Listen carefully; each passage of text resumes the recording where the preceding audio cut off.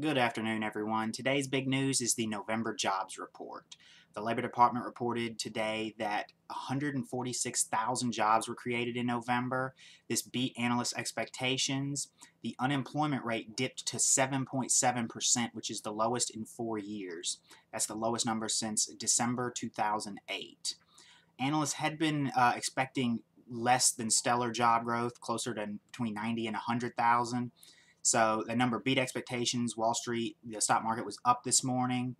But I'm going to look a little deeper into the numbers in a minute and discuss what they thought was going to cause the problem. But first, I want to take a look at a chart that shows job growth for the entire year.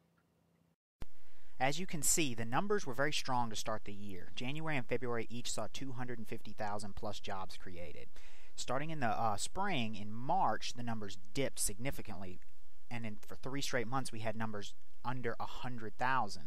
Come July, the numbers picked back up and closed in on the 200,000 mark again, and that trend has continued through the early winter, or this near start of winter.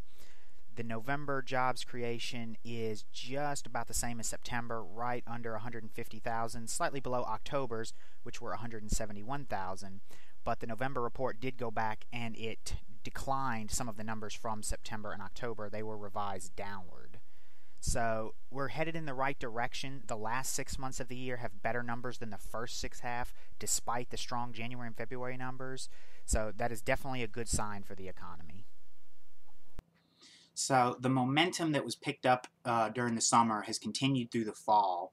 And analysts were a little downbeat for this coming month because of Hurricane Sandy. They thought it was going to depress the numbers. Projections were going to be somewhere between 90 and 100,000. One of the more common figures I saw was 93,000.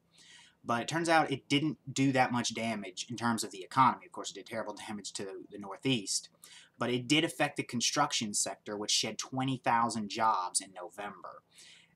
Experts think that's going to be short-lived, and it will bounce back because after a disaster, of course, there's got to be rebuilding, and that's where the construction sector comes in handy. So that'll be short-lived. Manufacturing dropped 7,000 jobs, and that could partially be blamed on Hostess closing down and going bankrupt. That alone shed 10,000 jobs. But that's a sector definitely to watch because manufacturing has been weak over the past few months after a strong start to the year. Retailers, on the other hand, did great. They created, I believe, 50-something thousand jobs, 53,000 maybe. Not surprising considering the holidays are coming up. A lot of temporary hiring, just a lot of hiring, period. But analysts said this is probably one of the least important job reports in 5 years. It follows a presidential election. We got the Fed meeting coming up soon. So these numbers should be taken with a grain of salt in terms of their importance. The unemployment rate specifically dropping 0.2 of a percentage point is mostly due to people dropping out of the workforce, according to experts. So just because of a decent job growth, we really want to see jobs being created over 200,000 a month. 146,000 is good. It's not great. Not enough to really drive down unemployment quickly. No sign yet of the fiscal cliff harming job creation.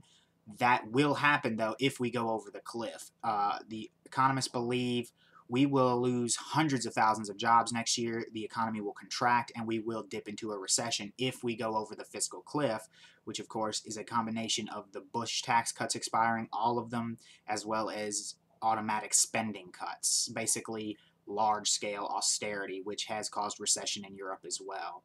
Well, that's the report. If you let me know what you think, leave a comment or a video response, and if you like these videos, please subscribe.